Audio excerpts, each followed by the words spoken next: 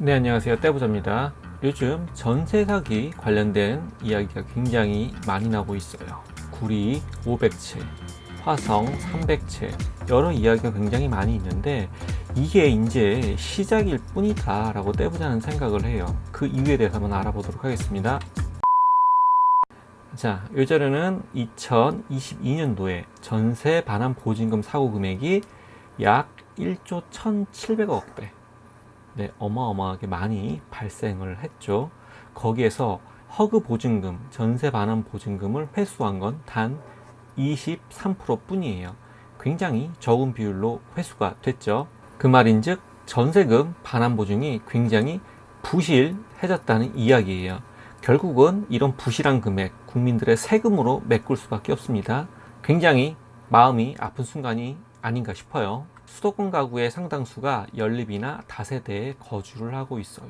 즉 빌라라는 이야기예요.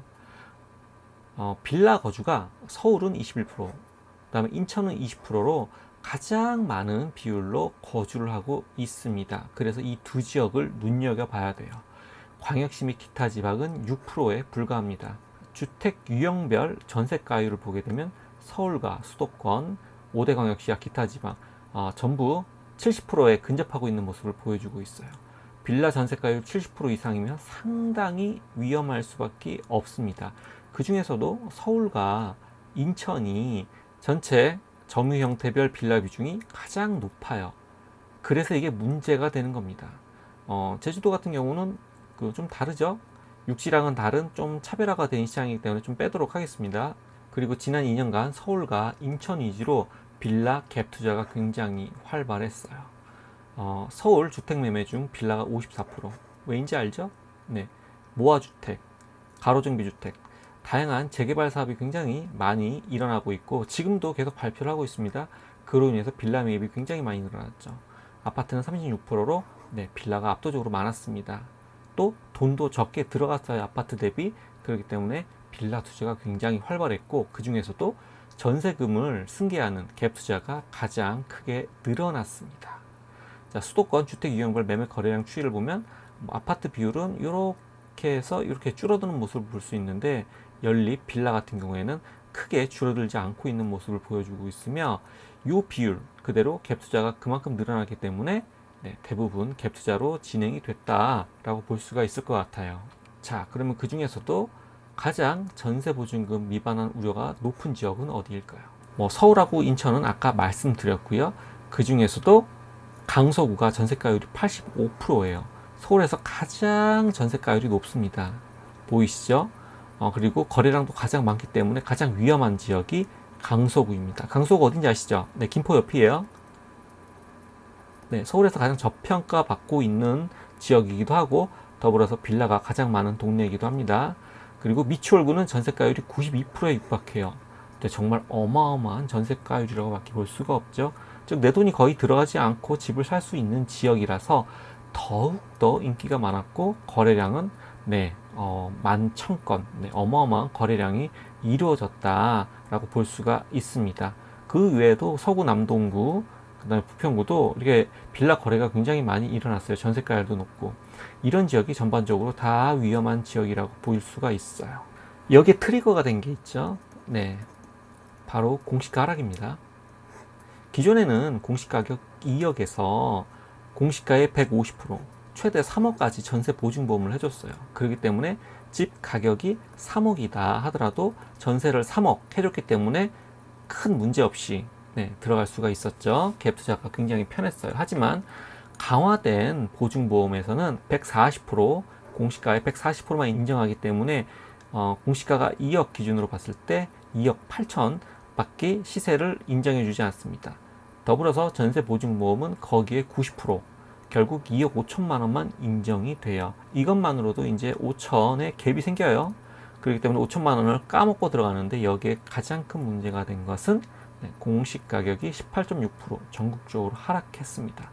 그로 인해서 다시 전세 보증금이 5천만 원이 깎입니다. 결국 기존에 3억 가까이 전세 보증보험이 가능해서 전세가 가능한 금액에서 이게 2억으로 줄어들었어요. 결국 투자 금액이 훨씬 더 1억 정도 상승하게 되는 것을 볼 수가 있습니다. 이렇게 되면은 갭으로 접근하기가 굉장히 힘든 시장이 되죠. 더불어서 전세보증보험에 요건이 생겼기 때문에 2023년 말까지는 유예를 해주는데 그 이후에는 기존에 임대 주고 있던 주택에도 적용이 됩니다. 그로 인해서 앞으로 많은 역전세가 일어날 수밖에 없어요. 즉 아파트 가격이 오를 때는 서로 아무 문제가 없었고 굉장히 기분 좋게 손바뀜이 일어났는데 하락하면서 문제가 생기기 시작했어요. 기존의 빌라왕 문제 같은 경우에는 빌라왕 사태에서 세금이 많이 문제가 됐죠.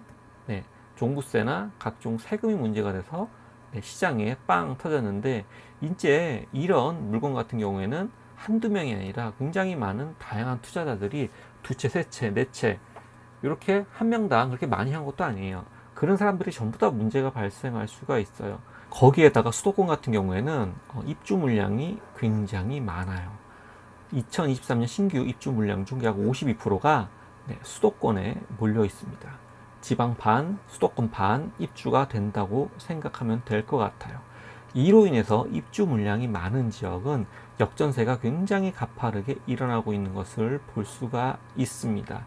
대구, 달서구, 연수구, 화성, 광명, 수원, 영통구 갭 투자가 굉장히 많이 들어갔던 지역이죠. 이런 지역이 전세가가 굉장히 빠른 하락을 하고 있는 모습을 볼 수가 있어요. 2023년에서 2024년에 입주 물량이 많은 곳이 어디죠? 서울은 강남구, 강동구, 서초구가 되겠죠.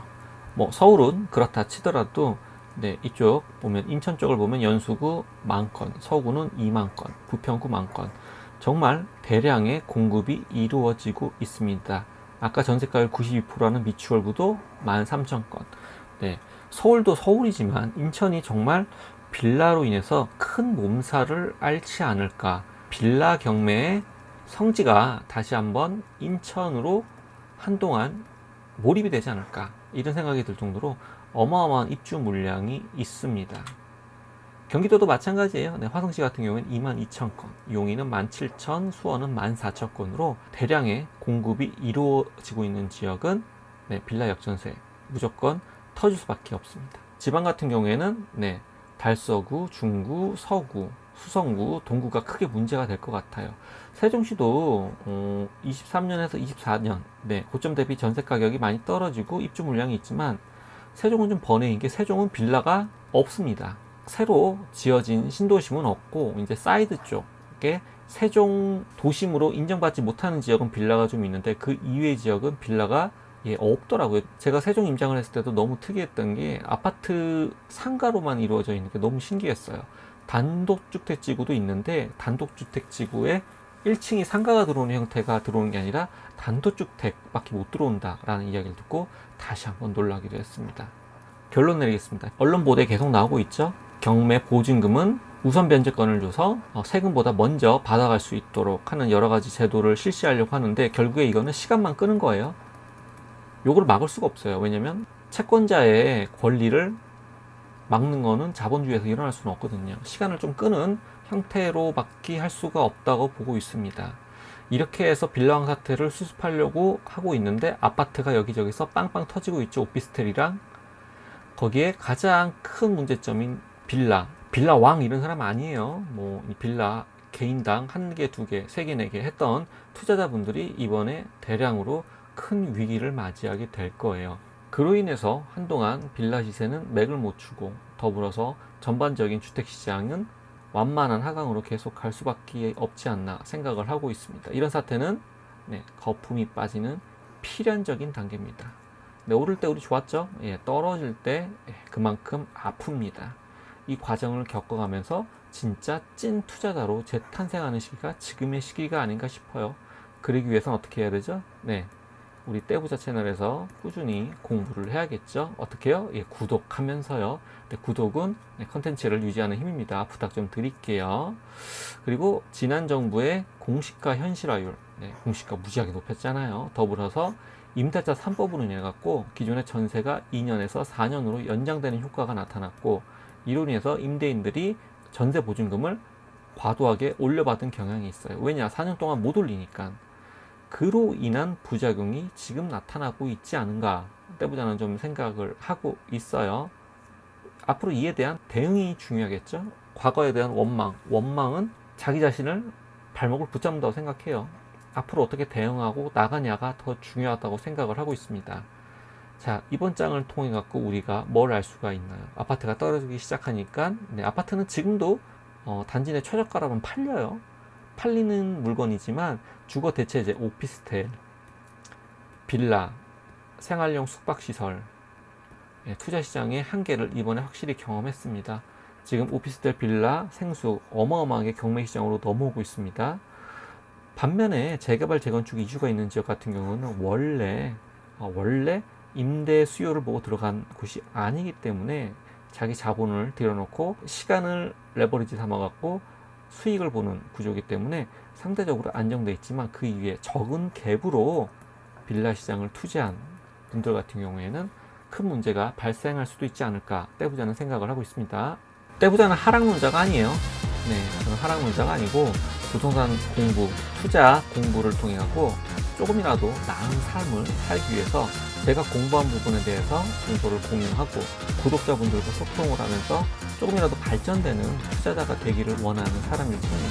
앞으로도 부동산 시장 트렌드에 맞춰서 경매 및 지역 분석, 다양한 부동산 투자 컨텐츠로 구독자분들께 우리 하락장에 공부하면서 살아남을 수 있는 에너지가 되고 싶습니다. 오늘 내용이 좋았으면 좋아요, 구독, 알림 설정 부탁드리겠습니다. 감사합니다.